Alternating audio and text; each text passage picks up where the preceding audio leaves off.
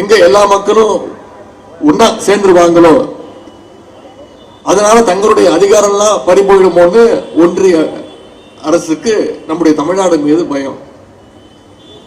மதம், மொழி, சாதியின் பேரால வெறுப்புணர்வை வேணும்னு பரப்புறாங்க.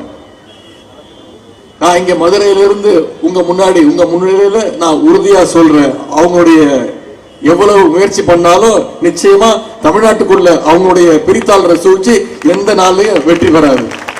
தமிழ்நாட்டு மக்கள் அனுமதிக்கவே மாட்டாங்க. ஏன்னா தமிழ்நாடு எப்போதுமே ஒரு தனித்துவமான மாநிலம். மக்கள் மத்தியில பிரிவினையை ஏற்படுத்தி, பிரிவினையை தூண்டி, கலவரத்தை ஏற்படுத்தி, அந்த கலவரத்தில் எப்படியாவது குளிர்காயலாம்னு நினைக்கின்ற பாசிஸ்டுடைய நினைப்பு நிச்சயம் தமிழ்நாட்டு மக்களால் வீழ்த்தப்படும். நிச்சயம் மக்களே ஒண்ணு சேர்ந்து வீழ்த்துவாங்க.